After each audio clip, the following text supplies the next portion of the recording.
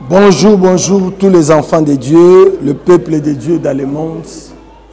Oyo bazu opportunité ya kolanda biso na Éternité TV. Nzambe a pambola bino na mukolo ya lelo. Tozi occasion ya kokutana lisusu pour toyeba ko partager na yo la parole de Dieu. Et nazo bisa bana nzambe nyonso bo s'abonner na chaîne Nabiso, il y a Éternité TV afin que vous ayez la bonne parole de Dieu. Nous allons partager pendant quelques minutes seulement. Espoir, vie. Et ce que toi tu es aujourd'hui, ce que tu peux faire demain. Parce que c'est ça ce que le Seigneur veut de toi. Bien aimé, Nabolingon Nzambe apesio, Bolingon Nzambe atalisio. C'est là où Jésus était mort, à Koufa Kiponayo, et à Koufa Kipo, bon moinayo, et sens, et vie, bon moinayo, et orientation, bon moinayo, et bimisa, malobape bimisa makambu, oyo, mokili, et binakope sabisote, poete bonzambe nezana droit, yakope sabiso. Voilà le nez totangana verset moko, otanga ngomba lebele. Maintenant, le banou moi makamuke na katwana. Nazana kata mukanda Hébreux chapitre 11 verset 1 seulement. L'écriture dit ceci. La foi vient de ce la foi je m'excuse. Or la foi est une assurance des choses qu'on espère et une conviction de celles qu'on ne voit pas. Dans lui second balobi, la foi est une ferme assurance des choses qu'on espère et une démonstration de celles qu'on ne voit pas. Bien aimé, batobele bazolebe la foi.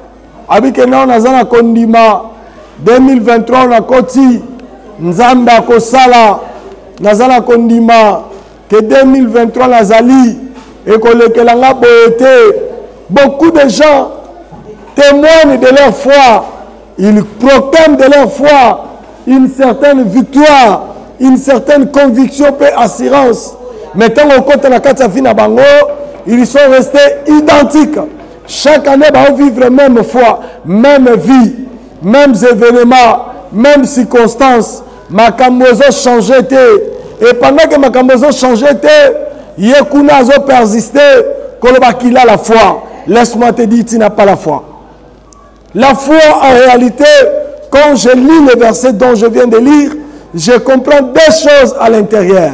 La première phrase dit, la foi est une ferme assurance. Cela veut dire, Dieu veut voir la constance de ta foi. La foi positionnelle. La foi de quelqu'un doit avoir une position. Leur foi n'est pas positionnée. Qu'on n'imanaise dans la position. Lorsque vous manquez la constance, et cela revient à dire, vous n'avez pas aussi l'assurance de votre futur. Parce que lorsque vous avez la constance, vous êtes positionné, et il y a Boutou, et il y a Moï, Makamboza la Makas, et ça la pété, et Yinda, et Beba, Boza constant, Boza assuré, que Makamboyo Tozozela, on a zoli Kanayango, le quoi on a moni il y aura un temps, il y aura la manifestation de Dieu. Tu ne changeras pas la position de ta spiritualité. Tu ne changeras pas l'église. Tu ne changeras non plus les pasteurs. Tu ne changeras non plus les bases fondamentales de la parole que tu as reçue. Beaucoup de gens abandonnent la parole qu'ils ont écoutée. Ils ne sont pas constants de ce que le Seigneur les a dit. Pourquoi? Parce qu'il n'a pas encore vu la main de Dieu les rendre visite. Et ceux qui déjà la constance aux athées, donc autant tu as la démonstration des invisibles. En démonstration des invisibles, et il y a par les hommes invisibles. Yoga, tu échoues pourquoi? Parce que tu te réfères à ton origine. La foi a comme origine quoi? La Bible dit la foi vient de ce qu'on attend. Ce qu'on attend vient de quoi? Ce qu'on attend vient de la parole de Christ. Cela veut dire la parole de Christ n'est pas naturelle. La parole de Christ est spirituelle. La parole de Christ n'est pas charnelle. La parole de Christ est spirituelle. Cela veut dire celui qui a la foi n'est pas un homme naturel. C'est un homme spirituel. Celui qui a la parole, n'est pas un homme naturel. C'est un homme spirituel. Et vous, comme vous êtes naturel, vous voyez comme votre famille. Solo ba mutulu kama bete na bokoko na biso za bongo te. Olo ba mutulu kama te ba koko na ba loba bongo te. Oyo la kisa mutu nzela nengo maloba na Nzambe zo senga ya lobite et pas la biso za la bongo te et pas la Bible n'est pas la parole de Dieu. Ton pasteur n'est pas la parole de Dieu. Oh non, quand bazo la kisayo, est-ce que c'est là la parole? Voilà pourquoi Batu Ebele, bazo kokako démontrer bisote, ezali caché na vie na bang. Premier élément, ezali origine na yo. Laisse-moi te parler de mon origine. Mon origine non charnelle. La foi est spirituelle. Ce n'est pas pour des hommes charnels, c'est pour les hommes spirituels. Et tout homme spirituel, c'est un homme esprit. Tel que nous avons reçu Dieu, comme dit la parole nous dit quoi dans le livre de Jean, chapitre 1, verset 12, elle dit quoi? Tel que nous l'avons reçu, et à celui qui l'a reçu, il a donné le pouvoir de devenir enfant de Dieu. Toi, tu es un enfant de Dieu. Tu souffres comme qui? Tu souffres comme un enfant de ton père, un fils de ta mère. Tu es qui au juste? Moi, je suis le fils de Dieu. Tel fils, tel père. Je dois être semblable à mon père. Mon père est esprit. Moi aussi, je dois être esprit. C'est pourquoi dans Jean, chapitre 1, verset 12, on dit, ce n'est ni de la volonté de la chair, ni de la volonté de l'homme. Cela veut dire, la chair est exclue dans ces versets-là. La chair n'a pas de la place dans ces versets-là. C'est pourquoi Hébreux 11.1 nous fait voir que la foi est une constance de la spiritualité. Un esprit ne change pas sa nature. Toi, tu as quelle nature? Tu as combien de positions?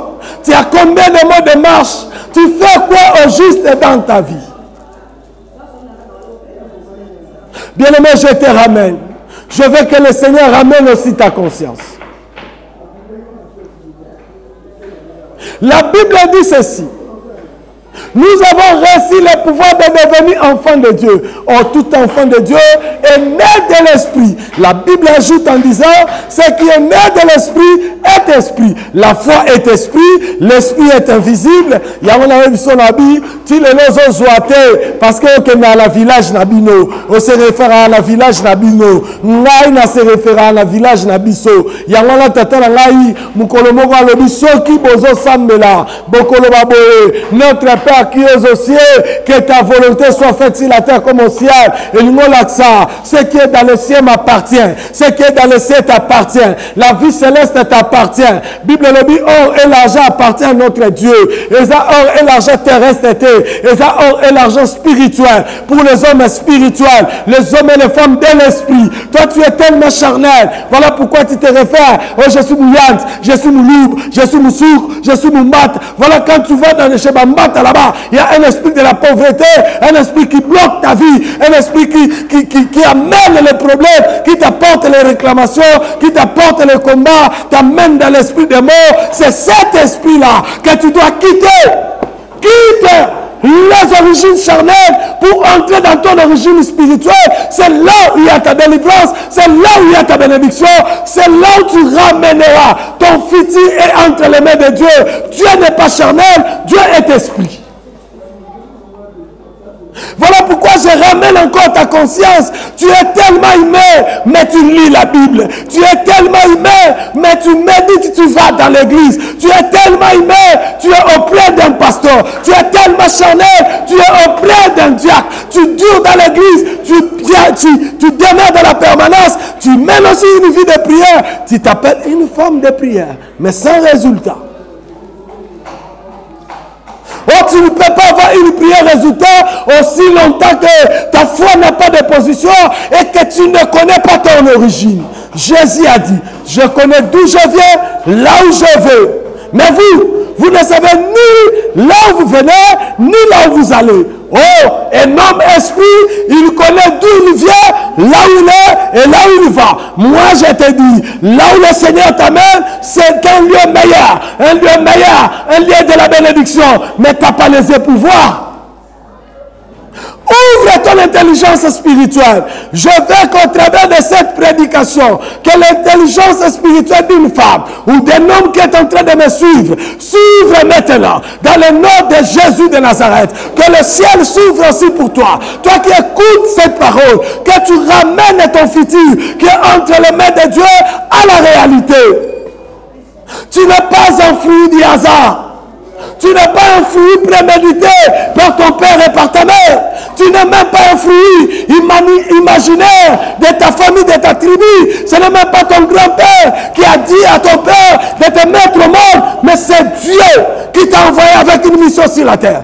Et la mission que tu as reçue, ce n'est pas une mission de l'échec, mais c'est une mission de la réussite. Une mission de la bénédiction. Une mission de la gloire. Une mission du succès.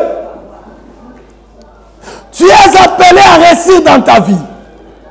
Mais tu ne réussiras pas si tu n'es pas un homme, une femme spirituelle. Pour réussir, il faut être un esprit. On n'arrête pas un esprit. Le monde peut faire de toi ce qu'il veut, mais n'empêchera pas la main de Dieu de se manifester dans la vie de toutes les personnes qui sont spirituelles, qui ont des regards spirituels. Lorsque le monde te regarde, le monde te voit faible. Lorsque le monde te regarde, le monde te voit incapable. Lorsque le monde te regarde, le monde voit tes limites. Mais quand Dieu te regarde, Dieu te voit grand, puissant. Oh, gloire à Dieu! La Bible me fait voir, quand l'ange est venu vers Gédéon, l'ange voyait notre homme. Gédéon, lui, il voyait ses limites. Comme toi, tu es en train de voir tes limites là. Mais Dieu, lorsqu'il te regarde, il voit que toi, tu n'as pas de limites. Toi, tu te limites pourquoi? Change ta vision des choses. Regarde la personne sur qui tu te confies. Regarde la parole que je te prêche maintenant. Renouvelle ta foi en lui. Et aie confiance qu'il va faire quelque chose. Et je te le dis, il le fera. Oui, je te rassure, il le fera. Il le fera non pas pour toi, mais il le fera à la gloire de son nom. Que Dieu soit loué, que Dieu te visite, que Dieu soit loué, que Dieu te visite.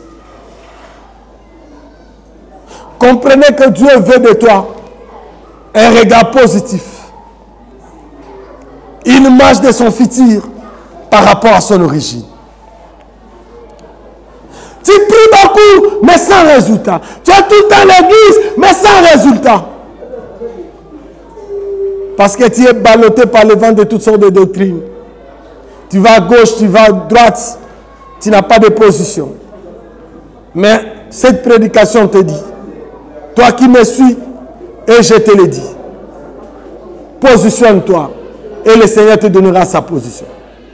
Savez-vous que le Seigneur n'est pas de tes mouvements? Il dit dans sa parole, approchez-vous de moi, je m'approcherai de vous. Ça veut dire pour que le Seigneur fasse une approche auprès de toi, toi tu dois s'approcher de lui. La moussa kondimanayo, comment na banguna na baza makasite, comment na banguna na ba géante, comment na banguna na ko la bangonda baza banzambete. Mukolo mona bango muke, ne mukolo olonga bango. Mutu aza pembeni na yo aleki banguna na makasi. Bazo longa yo lelo parce que yo moko misi aussi o milongi sala kata makantina yo tala makantina yo o mona kaliwa o lingo mi boma o late na babutu o la late o sala ba pongite o la late pona nini parce que vous avez la confiance en ça. On a la tête pour la nini. Parce que vous avez l'assurance de Nzambako, c'est le miracle. Oh Jésus. Tellement la vie à peuple, oh, bazar la pose à la. Bien aimé, tu as la réalité à la famille. Tu as la réalité à Nenga. Tu as la réalité ya makambo zokuta nango tala ke nzamba zana yo oya benga ya lekili kamnona munene nzambe na likamuna yo nana zaraki liboso ava likamune zala nzamba zalaki ava yo moko zala nzamba zalaki nzamba ko changer nyoso na ngonga muke na seconde ya muke nzamba ko changer nyoso yango na interpeller conscience na yo l'idée na ngai ya mokolo lelo eza que conscience na yo intelligence na yo la muka vie na yo changer ko minimiser verset wana te parce que ça l'importance makambo bela vie no bombami ezomonisama te otondi l'espoir na ba slogan nzamba za mutu ba slogan te nzamba za mutu ba effet concrète soka zolo ba likambo zo salema makambo azo kana yango zo kokisama po ni zo salema pa na yote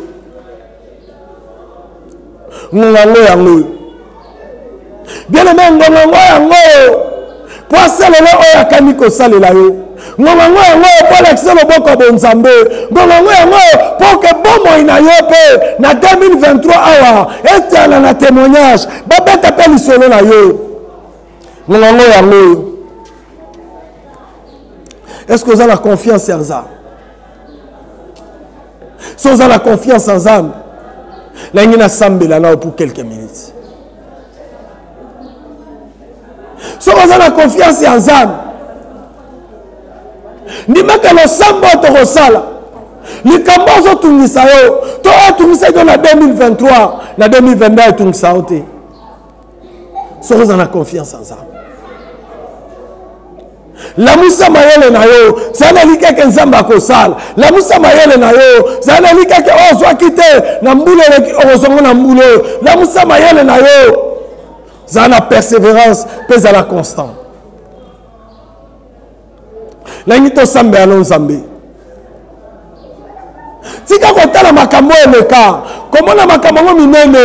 Omona minene. Omona munene nzambe te. Tango koki. Nzamba l'action munene nae. Tango koki. Baba yeba kite de yo sambe laka. Ba découvrir nzambe nae. Na lingito sambe la nzambe. Quel que soit ton problème, quelles que soient les réalités, quelles que soient les difficultés, et je sais que quelque chose va se passer dans ta vie.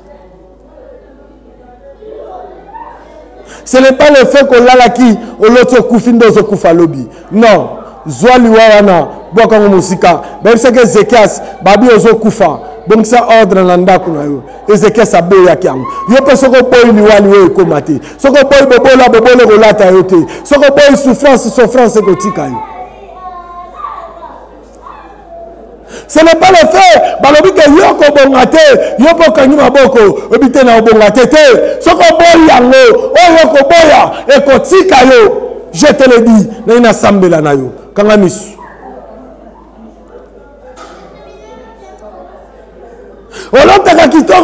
C'est pas un problème. Quand on est ensemble là.